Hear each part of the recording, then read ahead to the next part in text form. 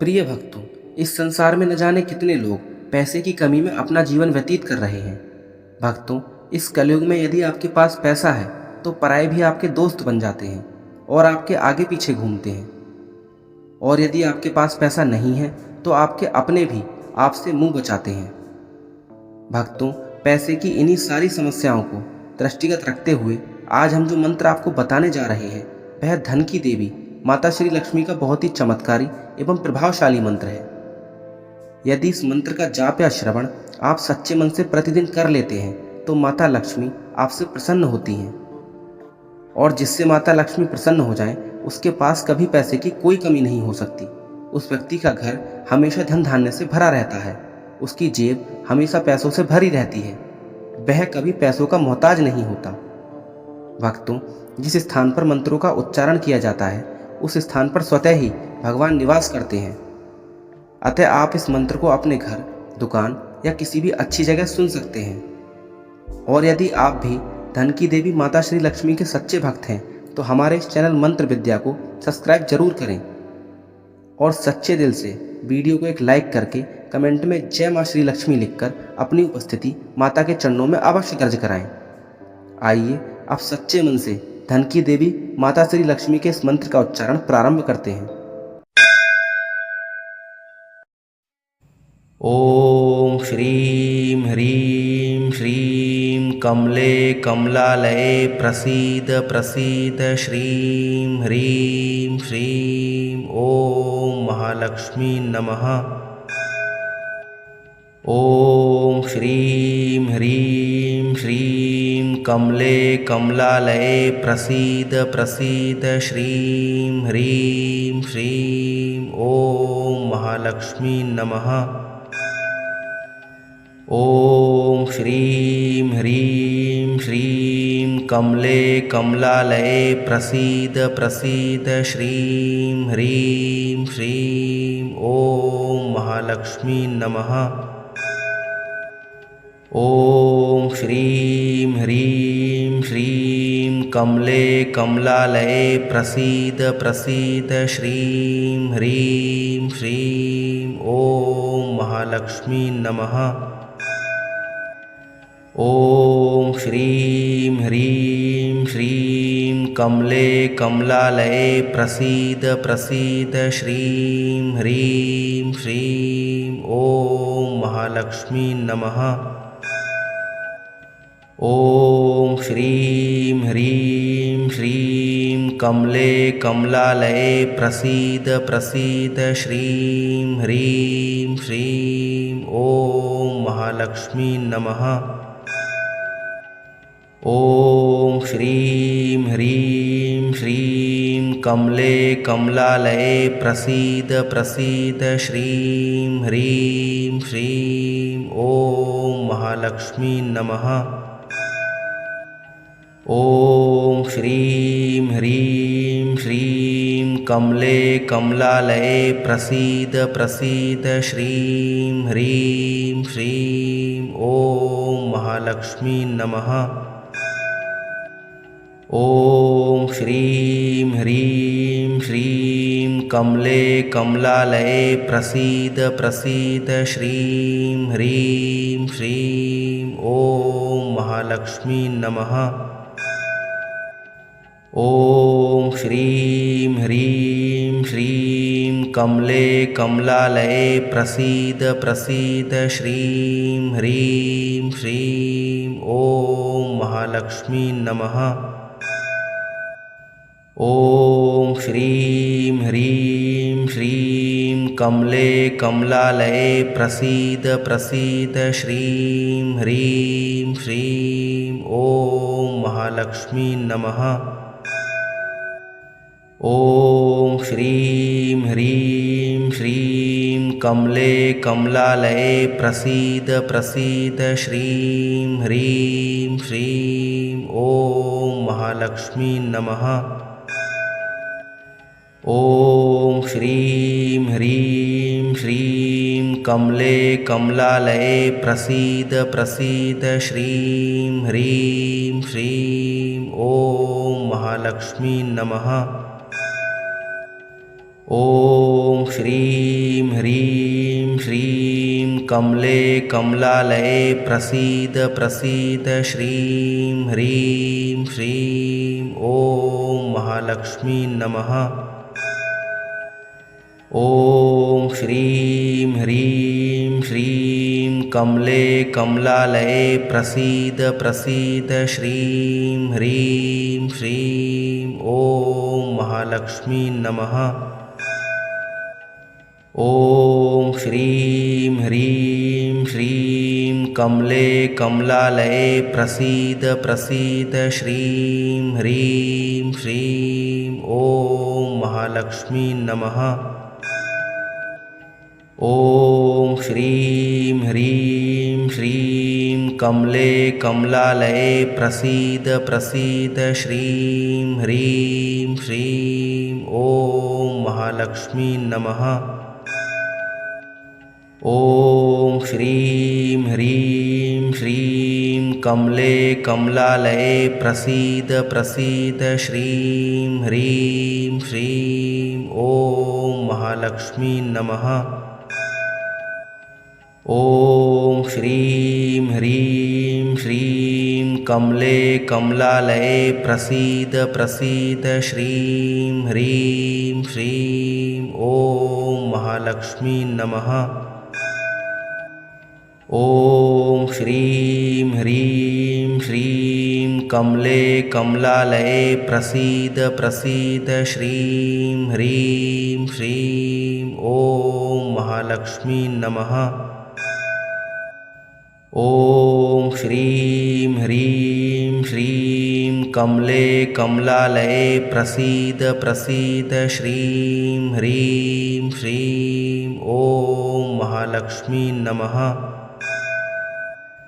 ॐ श्रीं ह्रीं श्रीं कमले कमलालये प्रसीद प्रसीद श्रीं ह्रीं श्रीं ॐ महालक्ष्मी नमः। ॐ श्रीं ह्रीं श्रीं कमले कमलालये प्रसीद प्रसीद श्रीं ह्रीं श्रीं ॐ महालक्ष्मी नमः। ॐ श्रीं ह्रीं श्रीं कमले कमलालये प्रसीद प्रसीद श्रीं ह्रीं श्रीं ॐ महालक्ष्मी नमः। ॐ श्रीं ह्रीं श्रीं कमले कमलालये प्रसीद प्रसीद श्रीं ह्रीं श्रीं ॐ महालक्ष्मी नमः। ॐ श्रीं ह्रीं श्रीं कमले कमलालये प्रसीद प्रसीद श्रीं ह्रीं श्रीं ॐ महालक्ष्मी नमः। ॐ श्रीं ह्रीं श्रीं कमले कमलालये प्रसीद प्रसीद श्रीं ह्रीं श्रीं ॐ महालक्ष्मी नमः। ॐ श्रीं ह्रीं श्रीं कमले कमलालये प्रसीद प्रसीद श्रीं ह्रीं श्रीं ॐ महालक्ष्मी नमः। ॐ श्रीं ह्रीं श्रीं कमले कमलालये प्रसीद प्रसीद श्रीं ह्रीं श्रीं ॐ महालक्ष्मी नमः। ॐ श्रीं ह्रीं श्रीं कमले कमलालये प्रसीद प्रसीद श्रीं ह्रीं श्रीं ॐ महालक्ष्मी नमः।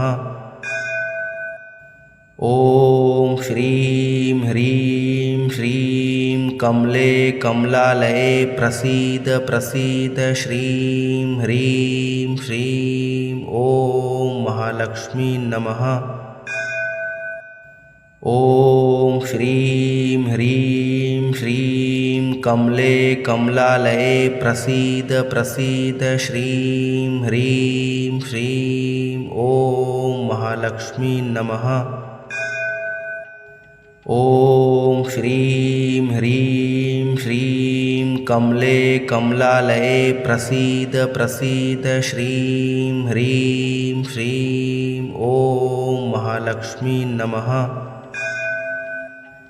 ॐ श्रीं ह्रीं श्रीं कमले कमलालये प्रसीद प्रसीद श्रीं ह्रीं श्रीं ॐ महालक्ष्मी नमः।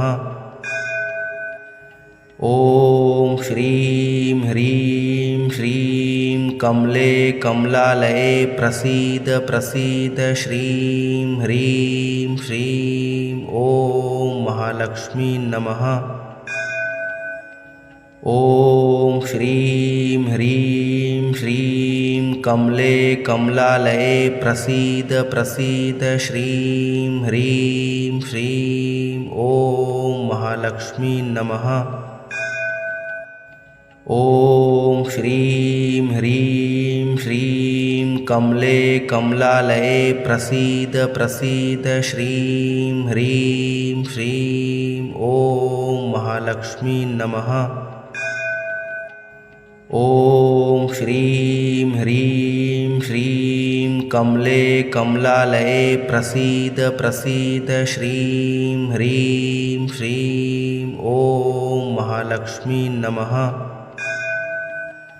ॐ श्रीं ह्रीं श्रीं कमले कमलालये प्रसीद प्रसीद श्रीं ह्रीं श्रीं ॐ महालक्ष्मी नमः।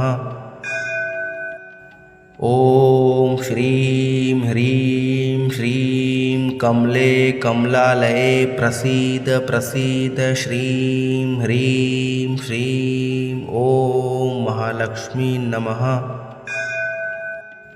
ॐ श्रीं ह्रीं श्रीं कमले कमलालये प्रसीद प्रसीद श्रीं ह्रीं श्रीं ॐ महालक्ष्मी नमः। ॐ श्रीं ह्रीं श्रीं कमले कमलालये प्रसीद प्रसीद श्रीं ह्रीं श्रीं ॐ महालक्ष्मी नमः।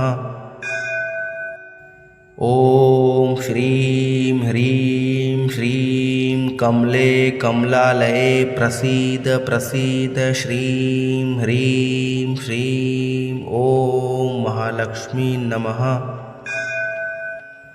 ॐ श्रीं ह्रीं श्रीं कमले कमलालये प्रसीद प्रसीद श्रीं ह्रीं श्रीं ॐ महालक्ष्मी नमः। ॐ श्रीं ह्रीं श्रीं कमले कमलालये प्रसीद प्रसीद श्रीं ह्रीं श्रीं ॐ महालक्ष्मी नमः। ॐ श्रीं ह्रीं श्रीं कमले कमलालये प्रसीद प्रसीद श्रीं ह्रीं श्रीं ॐ महालक्ष्मी नमः। ॐ श्रीं ह्रीं श्रीं कमले कमलालये प्रसीद प्रसीद श्रीं ह्रीं श्रीं ॐ महालक्ष्मी नमः। ॐ श्रीं ह्रीं श्रीं कमले कमलालये प्रसीद प्रसीद श्रीं ह्रीं श्रीं ॐ महालक्ष्मी नमः। ॐ श्रीं ह्रीं श्रीं कमले कमलालये प्रसीद प्रसीद श्रीं ह्रीं श्रीं ॐ महालक्ष्मी नमः। ॐ श्रीं ह्रीं श्रीं कमले कमलालये प्रसीद प्रसीद श्रीं ह्रीं श्रीं ॐ महालक्ष्मी नमः। ॐ श्रीं ह्रीं श्रीं कमले कमलालये प्रसीद प्रसीद श्रीं ह्रीं श्रीं ॐ महालक्ष्मी नमः। ॐ श्रीं ह्रीं श्रीं कमले कमलालये प्रसीद प्रसीद श्रीं ह्रीं श्रीं ॐ महालक्ष्मी नमः। ॐ श्रीं ह्रीं श्रीं कमले कमलालये प्रसीद प्रसीद श्रीं ह्रीं श्रीं ॐ महालक्ष्मी नमः। ॐ श्रीं ह्रीं श्रीं कमले कमलालये प्रसीद प्रसीद श्रीं ह्रीं श्रीं ॐ महालक्ष्मी नमः।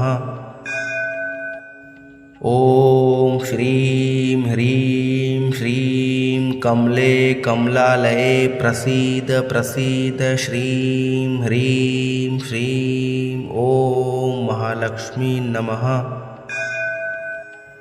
ॐ श्रीं ह्रीं श्रीं कमले कमलालये प्रसीद प्रसीद श्रीं ह्रीं श्रीं ॐ महालक्ष्मी नमः। ॐ श्रीं ह्रीं श्रीं कमले कमलालये प्रसीद प्रसीद श्रीं ह्रीं श्रीं ॐ महालक्ष्मी नमः। ॐ श्रीं ह्रीं श्रीं कमले कमलालये प्रसीद प्रसीद श्रीं ह्रीं श्रीं ॐ महालक्ष्मी नमः। ॐ श्रीं ह्रीं श्रीं कमले कमलालये प्रसीद प्रसीद श्रीं ह्रीं श्रीं ॐ महालक्ष्मी नमः। ॐ श्रीं ह्रीं श्रीं कमले कमलालये प्रसीद प्रसीद श्रीं ह्रीं श्रीं ॐ महालक्ष्मी नमः। ॐ श्रीं ह्रीं श्रीं कमले कमलालये प्रसीद प्रसीद श्रीं ह्रीं श्रीं ॐ महालक्ष्मी नमः।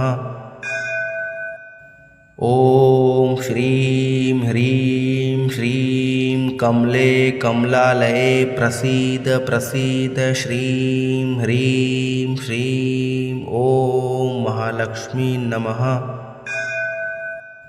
ॐ श्रीं ह्रीं श्रीं कमले कमलालये प्रसीद प्रसीद श्रीं ह्रीं श्रीं ॐ महालक्ष्मी नमः।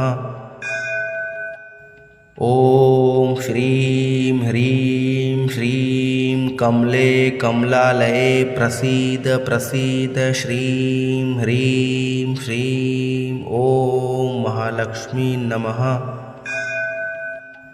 ॐ श्रीं ह्रीं श्रीं कमले कमलालये प्रसीद प्रसीद श्रीं ह्रीं श्रीं ॐ महालक्ष्मी नमः।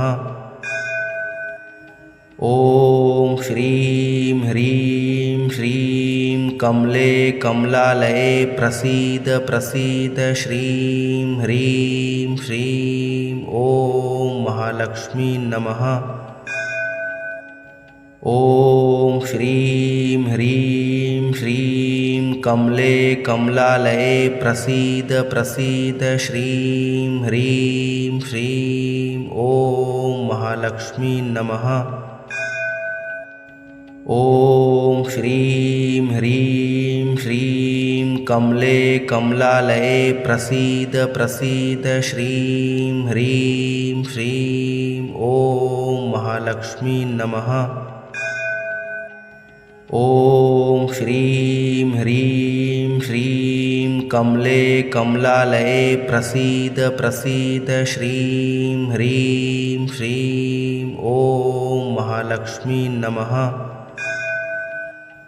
ॐ श्रीं ह्रीं श्रीं कमले कमलालये प्रसीद प्रसीद श्रीं ह्रीं श्रीं ॐ महालक्ष्मी नमः। ॐ श्रीं ह्रीं श्रीं कमले कमलालये प्रसीद प्रसीद श्रीं ह्रीं श्रीं ॐ महालक्ष्मी नमः।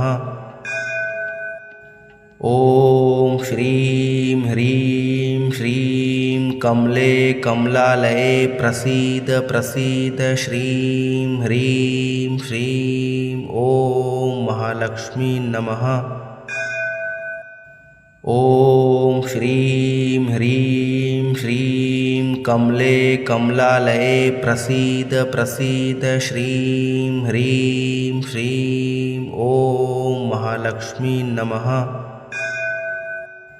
ॐ श्रीं ह्रीं श्रीं कमले कमलालये